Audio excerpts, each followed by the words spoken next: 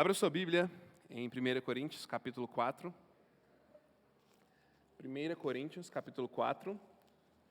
Hoje a gente vai do versículo 6 até o versículo 13, tá bom? 1 Coríntios 4, do versículo 6 até o versículo 13. Olha só, pedi para todo mundo abrir, fiquei olhando vocês e não abri minha Bíblia. 4, 6 a 13. Eu vou ler para nós. Hoje eu estou com a minha revista atualizada, tá bom? Pessoal da projeção aí. Diz assim: estas coisas, irmãos, apliquei-as figuradamente a mim mesmo e a Apolo, por vossa causa, para que, por nosso exemplo, aprendais isto. Não ultrapasseis o que está escrito, a fim de que ninguém se ensoberbeça a favor de um em detrimento de outro. Pois quem é que te faz sobressair? E que tens tu que não tenhas recebido? E se o recebeste, por que te vanglorias? Como se não o tiveras recebido. Já estáis fartos, já estáis ricos, chegastes a reinar sem nós. Sim, tomara reinasseis, para que também nós viéssemos a reinar convosco. Porque a mim me parece que Deus nos pôs a nós, os apóstolos, em último lugar, como se fôssemos condenados à morte, porque nos tornamos espetáculo ao mundo, tanto a anjos como a homens. Nós somos loucos por causa de Cristo e vós, sábios em Cristo. Nós fracos e vós, fortes. Vocês nobres e nós, desprezíveis. Até a presente hora, sofremos fome e sede e nudez, e somos esbofeteados e não temos morada certa, e nos afadigamos, trabalhando com as nossas próprias mãos. Quando somos injuriados, bendizemos. Quando perseguidos, suportamos. Quando caluniados, procuramos conciliação. Até agora temos chegado a ser considerados lixo do mundo, escória de todos. Deus, nós estamos diante da Tua palavra, diante do que o Paulo escreveu para o pessoal que morava ali na região de Corinto, e a nossa intenção hoje é, juntos como um corpo, em comunidade, discernir princípios para as nossas vidas e para a vida da nossa comunidade, a partir desse texto aqui. Eu te peço que o Senhor traga até nós iluminação, entendimento e curiosidade de olhar para esse texto aqui como um garimpeiro, buscando pepitas de sabedoria, de verdade, que nos conduzem à vida. Eu te peço também que tenhamos paz, tranquilidade e foco enquanto estamos juntos, que o Senhor repreenda o nosso inimigo, o diabo. Ele não é convidado aqui, nunca vai ser. Nós confiamos no Senhor para nos ajudar durante todo esse tempo aqui. Eu te agradeço, em nome de Jesus Cristo, ó Deus, confiante que apesar de mim, o Senhor tem algo para a tua santa igreja. Amém. Quando eu estava estudando esse texto aqui, tinham muitos princípios, muitas coisas para serem tiradas daqui. E a dificuldade, sim, é escolher onde a gente vai colocar o holofote, porque a gente poderia falar muitas coisas. Então, você ganha se você está fazendo o guia de estudos durante a semana, porque com certeza alguma coisa que eu não vi, você viu, alguma coisa que você viu, eu não vi, enfim, você entendeu o que eu quis dizer, a gente ganha em riqueza nesse texto. Mas eu quero apresentar alguns princípios aqui, e eu percebi que um dos princípios que ele está falando descaradamente tem muito a ver com uma história que acontecia comigo quando eu era criança. Eu não estou aqui para contar a história da minha vida, longe disso, mas isso tem tudo a ver com o texto, que é o seguinte. Quando eu era criança, tinha um monstro que visitava toda noite no meu quarto. Sério. Era um monstro, eu morria de medo dele, ficava apavorado. E ele era, assim, um monstro muito perspicaz, porque ele esperava meus pais deitarem e ele esperava apagar a luz. E ele era rápido, porque quando acendia a luz, gente, ele desaparecia, assim, como num passe de mágica. Então, era um super monstro. Só que tinha um segredo para não ser capturado por ele. Eu tinha que ficar completamente debaixo dos meus cobertores. Então eu cresci fazendo sauna seca, né? Eu tinha que ficar debaixo do cobertor imóvel, porque tinha dia que ele chegava com o nariz assim, ó, bem pertinho do meu rosto, eu até escutava a respiração dele. Um dia ele quase puxou o cobertor, mas eu travei ele mais atrás assim do corpo, igual um casulo, igual uma crisálida, e aí ele foi embora. E toda noite esse monstro voltava. Ele morava no meu quarto e eu morria de medo dele. E por que eu estou te contando isso? Porque Paulo está falando de um monstro que vivia não no quarto da igreja de Corinto, não numa salinha ali na igreja de Corinto, não escondido debaixo de uma cama, ou de uma cadeira, ou de um banco lá da igreja, se é que eles tinham banco, mas de um monstro que vivia dentro do coração deles. E que estava mostrando as garrinhas assim, com muita intensidade, que era o monstro do ego. Daí eu pensei, uau, eu também tenho um. E eu disse, eu tenho que contar para o pessoal, eles têm um também. Então nós vamos viver a nossa monstruosidade juntos, né? Paulo está cutucando a gente nesse sentido. E esse monstro, que é o ego, ele não era perigoso necessariamente, como o monstro que morava no meu quarto era. Ele não queria me pegar, ou não queria pegar cada um ali na igreja. O problema desse monstro, que morava no coração deles, é que ele perseguia o outro. Ele perseguia o próximo. Ele comia a pessoa que estava do lado. Ele ia atrás da pessoa que estava junto. Ele pisava na goela da pessoa para ele aparecer. Ele apagava o outro para ele poder aparecer. Ele humilhava, ele negligenciava, ele jogava ele para baixo de cachorro. Se bem que esse exemplo está perdendo força, né, por causa dos pets, mas ele jogava a pessoa para baixo de um animal. Por quê? Porque o monstro do ego tinha que aparecer. E ele aparece assim, mordendo o outro. E o que Paulo está fazendo aqui, gente, de verdade, para nós a lição é essa. Tem um monstro do ego que mora dentro do nosso coração. E Paulo está com um pouquinho de sarcasmo e um pouquinho de acidez, diretamente falando para eles. Chega de soberba. Não é possível. Isso tem que acabar. Assim como ele falou semana passada, parem de julgar, porque vocês não têm a visão da figura toda. Ele está dizendo agora, para um pouquinho e veja se esse seu ego, se ele é tão justificável assim, diante das coisas que vocês têm recebido. Então nós vamos olhar para o texto e nós vamos responder a pergunta, será que era justificável para eles se gloriarem? Rafael, mas como que eles se gloriavam? Você pode me lembrar? Eu esqueci das pregações. Eles se achavam mais inteligentes do que Paulo. Eles tinham descoberto um tipo de raciocínio, de filosofia, que tinha sua fonte no pensamento grego dos sofistas, e eles estavam assim deslumbrados com isso, com essa nova forma deles pensarem.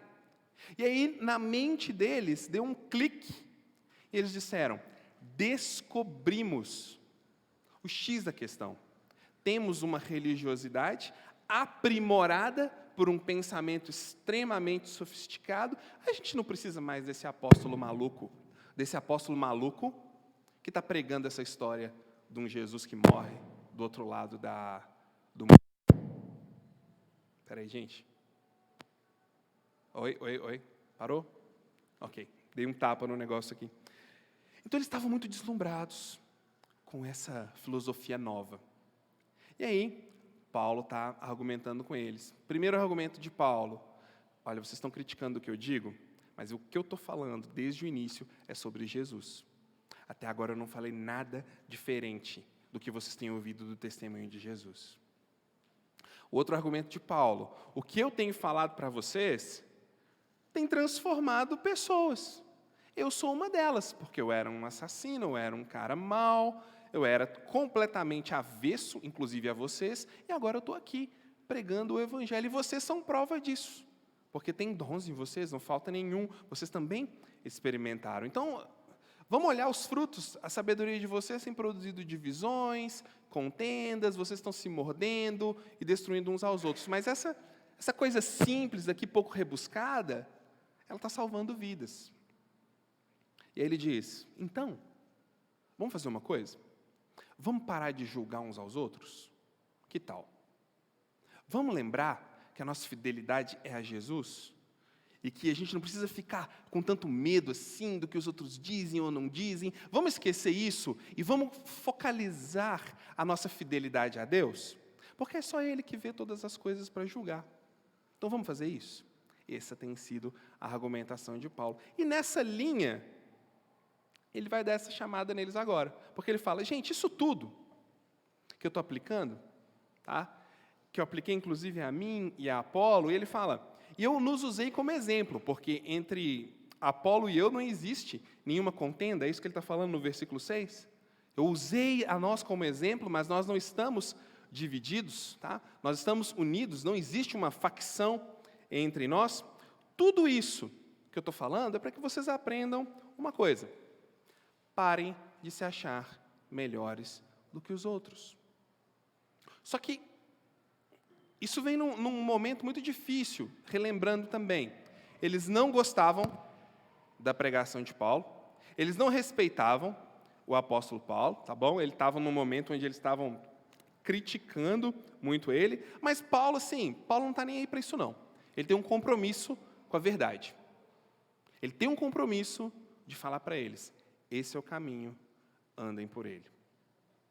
Compromisso, assim, de verdade, está cada vez mais difícil. Paulo poderia ter virado as costas, pensado, vou me sujar com isso? Eu vou me queimar com isso? Eu vou perder a amizade? Vou perder o meu relacionamento? Eu vou gastar fosfato com essas pessoas? Nada, deixa cada um que faz o que quiser, vou seguir minha vida, cada um se vira. Mas ele tinha um compromisso com a verdade.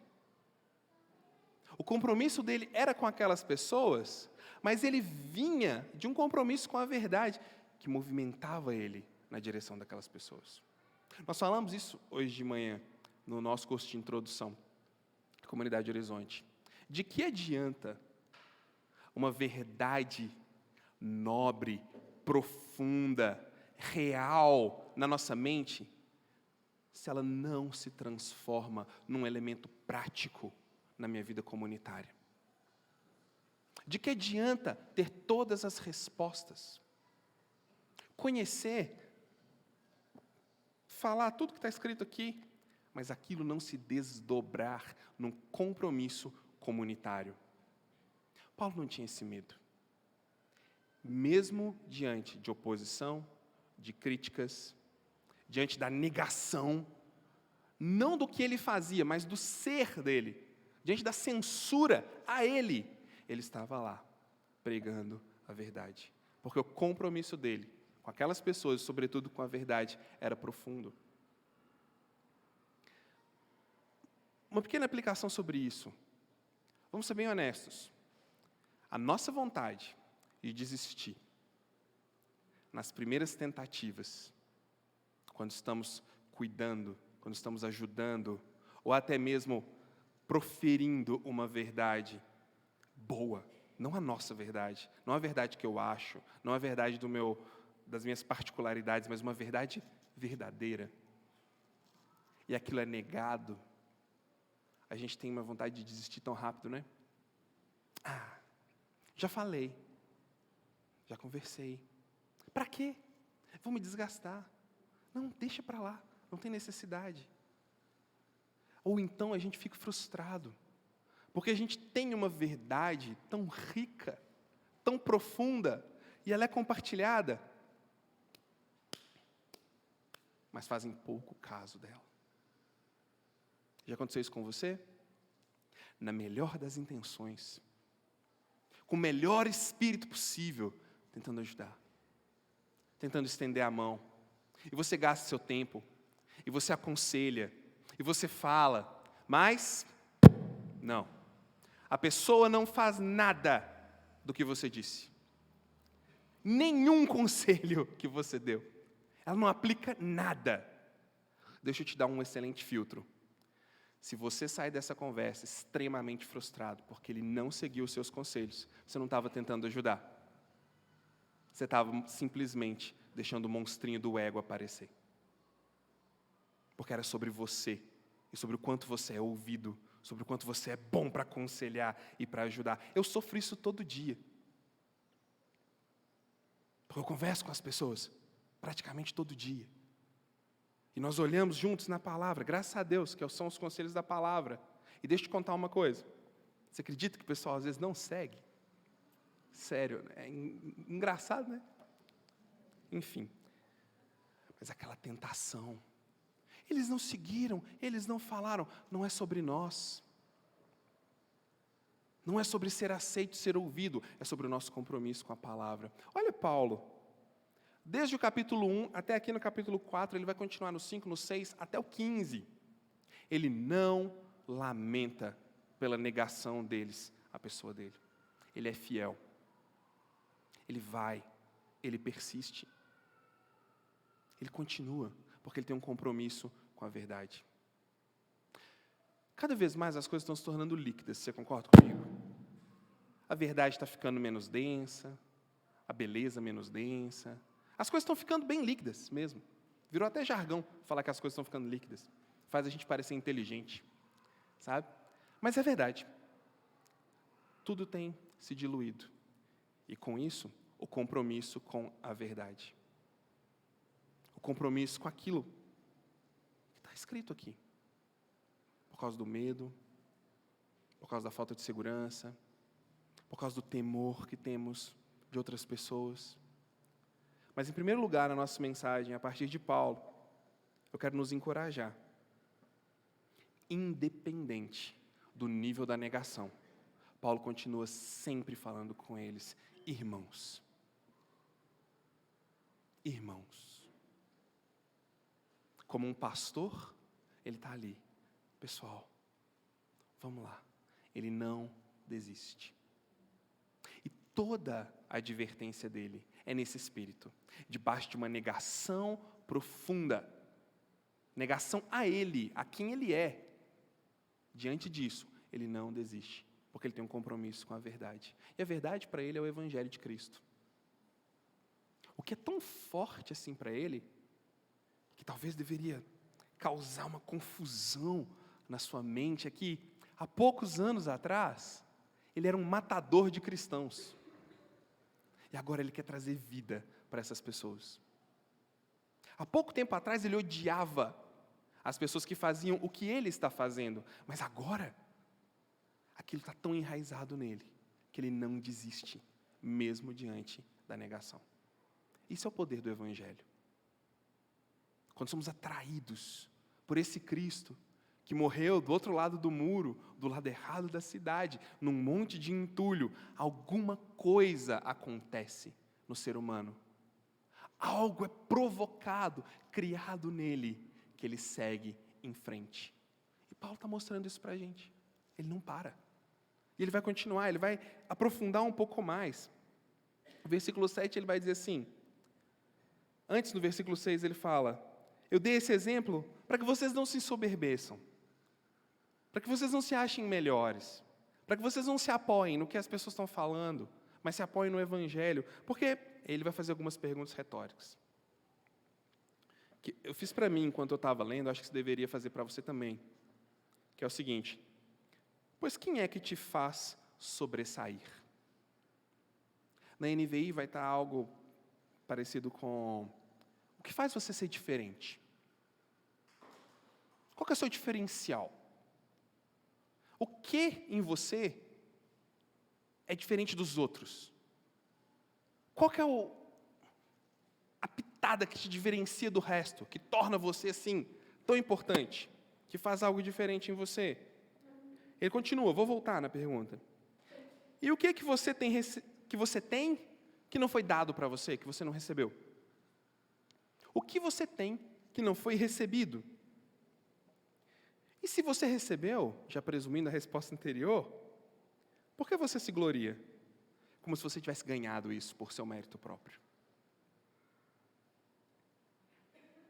Está levando o pessoal para pensar. Primeiro, o que é diferente em vocês, Paulo pergunta. A resposta ele já deu.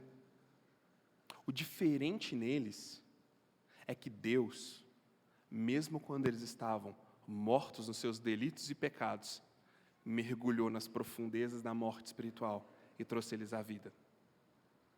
O que há de diferente neles é que a graça de Deus deu condição deles entenderem o amor de Jesus.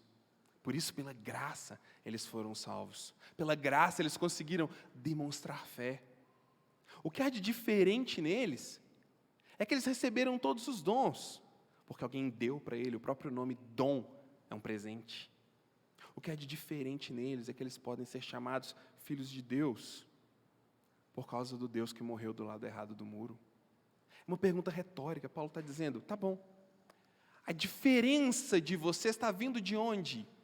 A única diferença que importa vem de vocês? É como se ele dissesse assim, ok, vocês têm um pensamento muito sofisticado, vocês são muito inteligentes, vocês conseguem pensar numa frequência e num nível muito mais profundo, não é?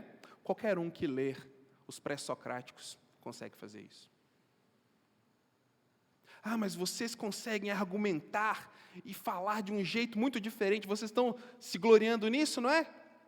Pega um pouco de lógica, lê um livro de Boécio e você vai manjar do assunto. Ok, isso aí você e as outras pessoas também têm. O que diferencia vocês de verdade? O que fica se tirar tudo que vocês estão se agarrando e se apegando? Paulo está provocando eles. O que vai sobrar se Deus soprar em vocês e tudo aquilo que não for material, concreto, espiritualmente vivo, for diluído? O que sobra? Sobra Jesus. Sobra Jesus. E mais nada. Eles precisavam ser lembrados disso. Mas olha, a gente canta isso todo domingo. Isso é preconcebido na maneira como a gente escreveu o guia de estudos para a nossa igreja. Isso está preconcebido na forma como a gente cultua a Deus. Mas eles precisavam ser lembrados disso, porque o pensamento deles já estava indo muito longe. Eles estavam começando a se apegar demais a quem eles eram, a confiar demais no que eles faziam. E Paulo lembra, ok, me dá uma lista dos seus diferenciais e vamos comparar com aquilo que Cristo te deu. Só fica o que Cristo te deu. E ele continua, isso aí vocês receberam, vocês não conquistaram. Não foi algo que pelo esforço, que pelo empenho, por ser melhor, por ler mais, por estudar mais, por conversar mais. Não foi uma coisa que vocês conquistaram dessa forma, não. Esses dons que tem entre vocês, foi Deus quem deu. Se vocês foram conquistados, e o único diferencial de vocês é Cristo, se tudo de bom que vocês têm condição de experimentar através dos dons foi recebido, ele vai dizer, qual é o sentido de vocês se gloriarem? Em que vocês estão se gloriando? É uma maneira assim, de sacudir eles intelectualmente. Isso é lógica para eles. Você só tem o que Cristo deu. Você não recebeu nada, mas você se gloria de que você é muitas coisas. É quebrado, não é um silogismo perfeito. Não faz sentido. E leva eles a pensarem. E aí, quase que, sem esperar eles responderem, Paulo já engata o versículo 8. Então é porque vocês já estão muito ricos, não é? Vocês já têm tudo o que vocês precisam. Vocês já têm a majestade, e eu vou explicar para você porque ele usa essa figura. Vocês já têm a pompa e a glória. Quem dera vocês tivessem alguma coisa de verdade, porque a gente poderia talvez até compartilhar disso junto. Porque para nós apóstolos, só está sobrando as migalhas. É isso que ele está dizendo. A figura que ele usa é muito interessante. Numa época em que a gente não conseguia acompanhar as guerras em tempo real, numa época em que não se fazia stories na guerra, para as pessoas descobrirem o que está acontecendo, a maneira deles descobrirem que eles tinham ganhado uma batalha é quando os exércitos com seus generais voltavam para a cidade e eles passavam debaixo de arcos, triunfando. Isso tinha um simbolismo muito interessante. Na frente vinham os generais, os oficiais de alta patente, as pessoas mais graduadas desfilando, e eles passavam debaixo daqueles arcos, simbolizando a purificação dos males que eles tinham feito na guerra para ganhar. É um símbolo de purificação. E no final, sabe quem vinha? Os prisioneiros. Acorrentados, nus, carregando os espólios, humilhados, feridos. Eles eram expostos, envergonhados. No final do dia, esses prisioneiros ou eram mortos, sacrificados, muitas vezes em praça pública, ou vendidos como escravos. Paulo fala para eles, vocês estão na frente, do comboio. Vocês já estão purificados pelos arcos que vocês mesmos construíram, Vocês estão purificados pelas estruturas que vocês constroem para vocês mesmos, e vocês passam debaixo delas, com toda a sua glória, com toda a sua pompa, com todo o seu alto louvor. Mas nós, os que pregamos o Evangelho, a gente está atrás acorrentado, humilhado, sem nada. E aí ele dá algumas descrições disso. Nós somos um espetáculo nesse mundo de ridicularização. Tanto para homens quanto para anjos. Não há beleza, não há glamour, não há louvor no que nós fazemos. Somos loucos por causa de Cristo. É loucura essa vida, esse jeito. Somos tidos como loucos por causa de Jesus. Mas na verdade nós somos sábios. E ele já argumentou antes por quê. Nós somos tidos como fracos, incompetentes, ralé. Vocês são os fortes porque vocês estão na frente. O raciocínio de vocês é o que está purificando vocês. Nós só temos Cristo. Nós só temos Jesus para nos purificar. Até agora, a gente está com fome. Versículo 11. Sede, nudez. Pensa na figura do prisioneiro, acorrentado, passando. Nós somos esbofeteados e não temos nenhum teto para nos esconder. E nos afadigamos, trabalhando com as nossas próprias mãos. Quando somos, olha o final do argumento dele, quando somos injuriados, bendizemos. Quando perseguidos, suportamos. Quando caluniados, procuramos conciliação. Por quê? Porque a loucura de Cristo estava provocando uma diferença neles. E é isso que não encaixa na lógica deles. Não encaixa. Ele diz, nós somos considerados lixo do mundo, escória de todos. A tradução para essa palavra é a comida que sobra depois que todo mundo almoça, que todo mundo joga os restinhos num balde, alguma coisa, e aí na hora de tirar aquilo ali para jogar, você dá aquela sacudida no lixo assim, para acomodar, aquela mistura, é isso aqui, escória de todos. Ele está dizendo, vocês nos tratam como isso, mas é disso que está surgindo alguma coisa boa. E vocês ainda se gloriam de serem alguma coisa, mas olha o que vocês produzem. Vocês estão percebendo como que Paulo está argumentando com eles? Paulo está dizendo, o glamour de vocês, a riqueza de vocês, a beleza que vocês têm, e a sabedoria de vocês, está provocando uma coisa, vocês estão divididos entre vocês mesmos. Ninguém concorda com ninguém. Vocês estão brigando, cada um se achando mais sábio do que o outro.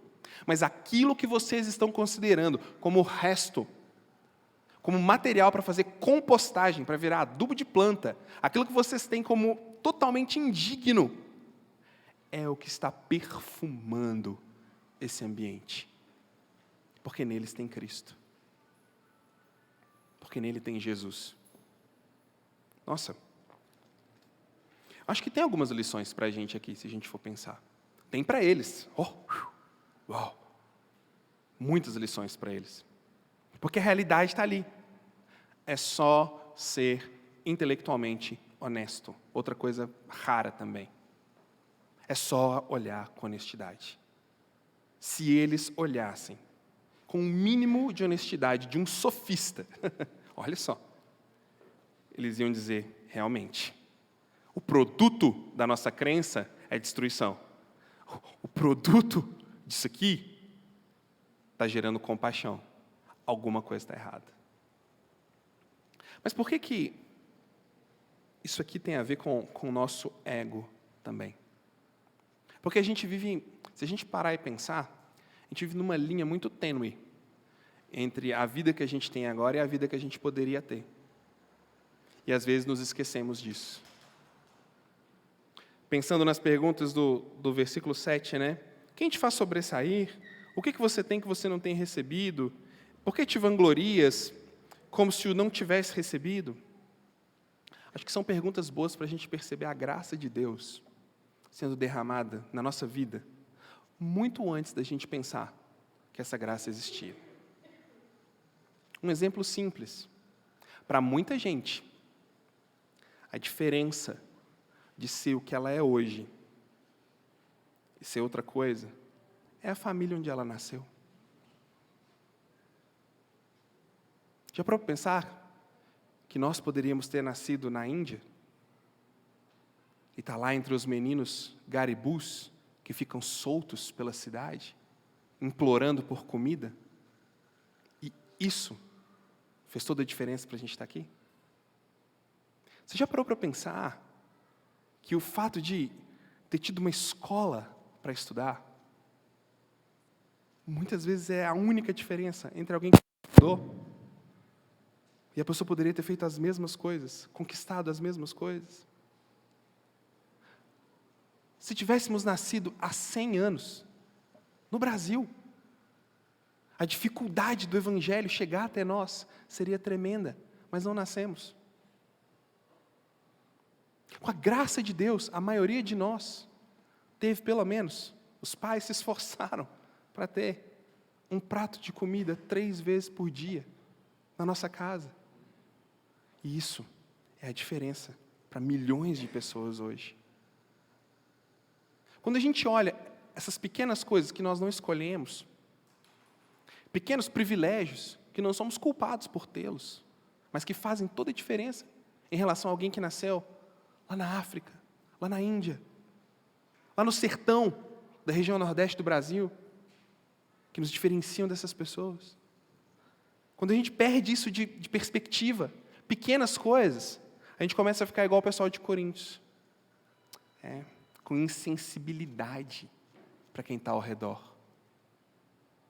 Com falta de compaixão para quem está ao redor.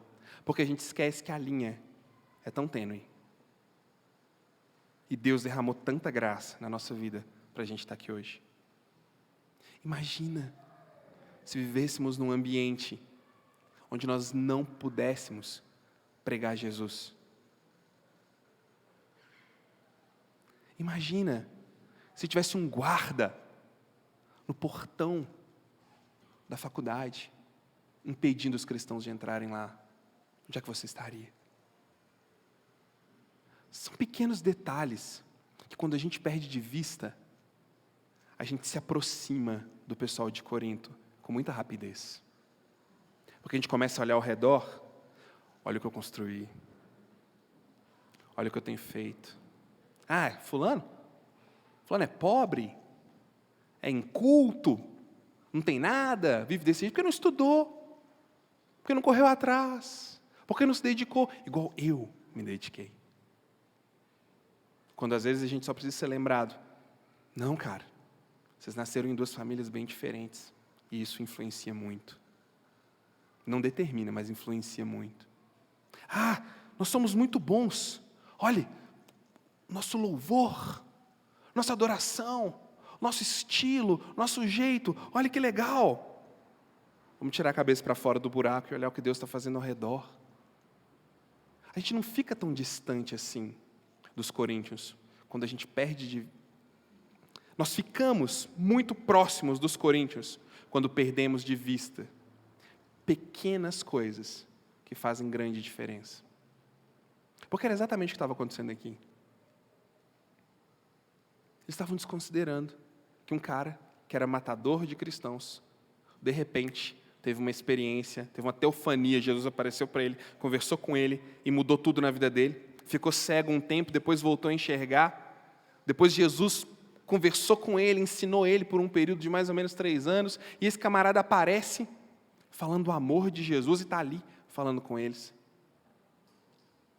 E se isso não tivesse acontecido? E se ele tivesse ido? E se Deus não tivesse chamado Paulo, falado com ele, vai pregar o evangelho, onde eles estariam?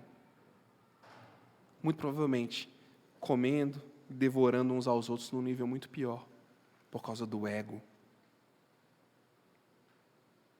Por causa dessa coisa dentro de nós que vai inflando. Quando a gente vai olhando e parando de responder as perguntas do versículo 7. O que te faz tão diferente assim? O que você tem que você não recebeu? E se você recebeu tanta coisa, por que você age como se você fosse o conquistador de tudo? Quando a gente para de responder essas perguntas, a gente cai no erro de Corinto, que é olhar para as nossas conquistas e apoiar nas conquistas dos outros. E pelo que eu vi aqui, isso entra em conflito com a ideia do Evangelho. Basta a gente olhar, por exemplo, para Efésios, capítulo 2. Estando nós mortos. Parece boba essa pergunta, mas morto sente? Não. Morto pensa? Não. Morto toma a iniciativa? Também não. Tá bom, né? Você já entendeu.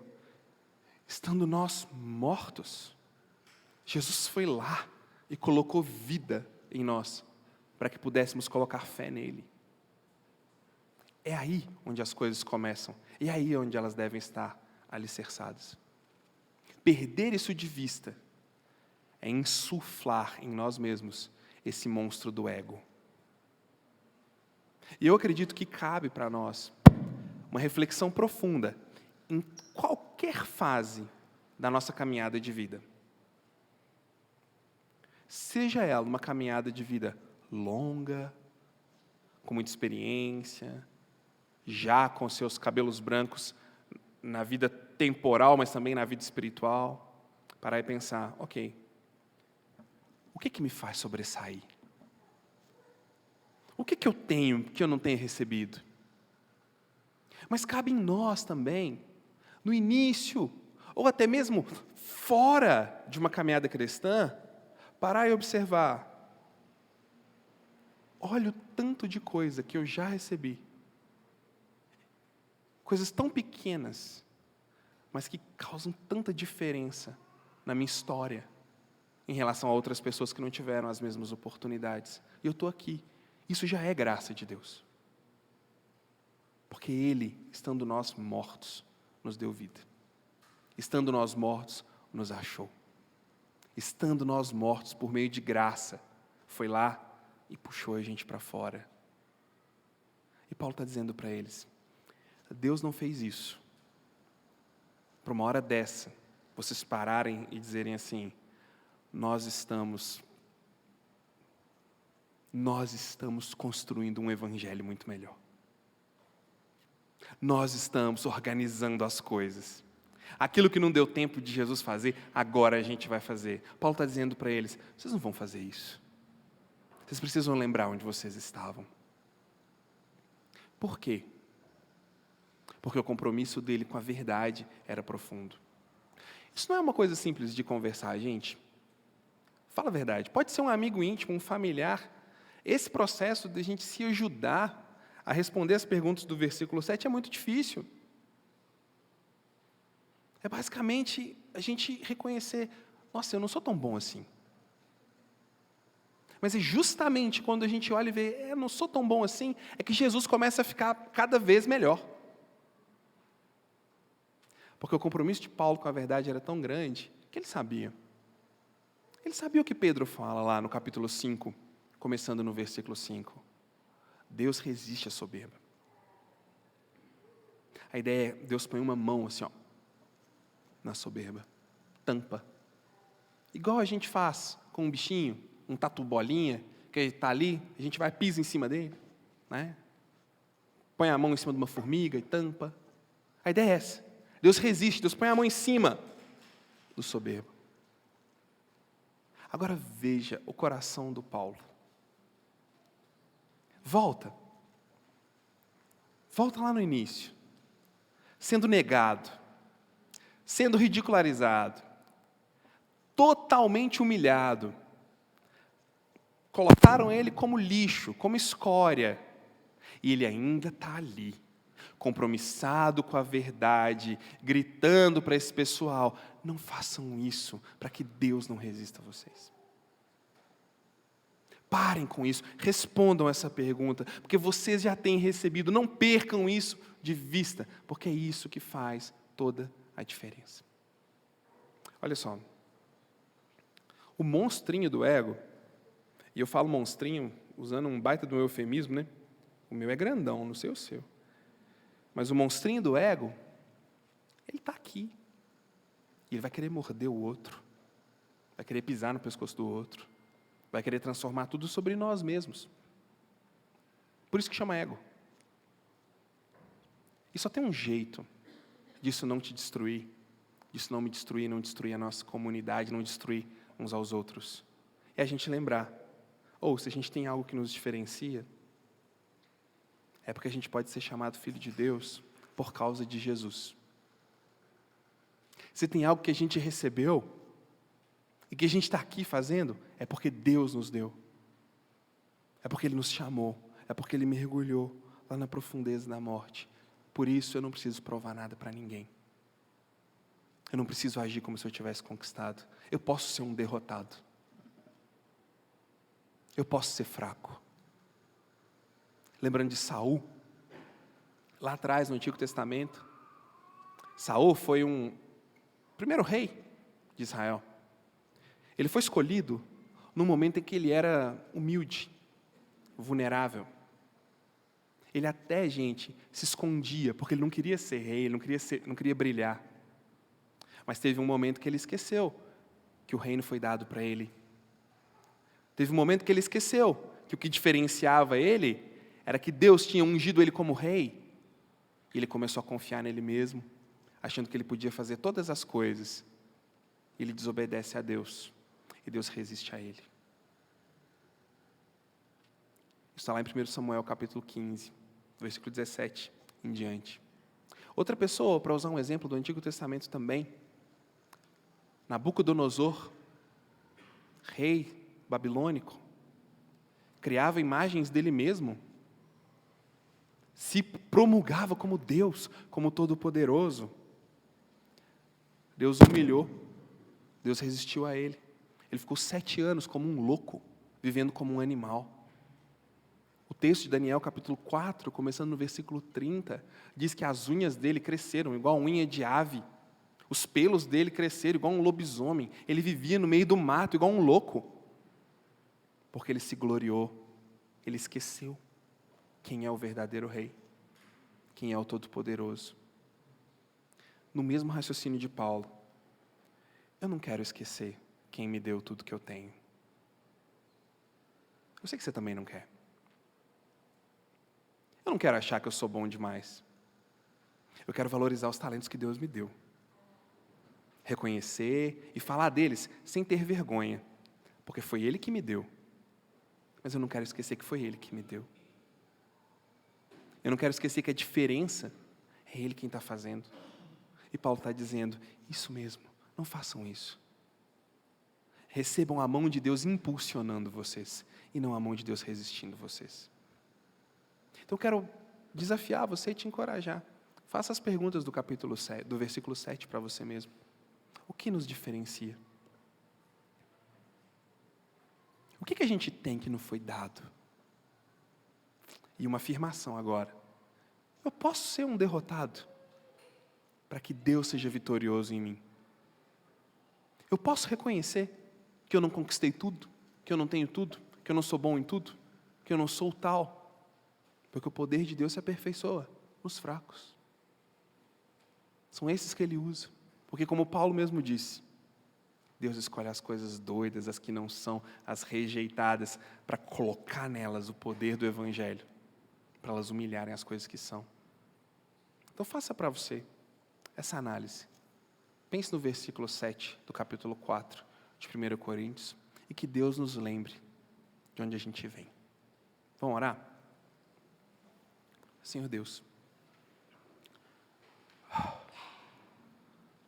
o Senhor tratou da igreja de Corinto, falou com eles, ensinou lições que viajam no tempo, no espaço, na literatura, na ética e chegam até nós. A minha oração, não deixe que eu esqueça, que é sobre o Senhor, que é sobre o teu convite para desfrutar daquilo que o Senhor pode fazer em nossas vidas. Não deixa eu esquecer isso, não deixa a tua igreja esquecer disso. Minha oração é essa em nome de Jesus. Amém.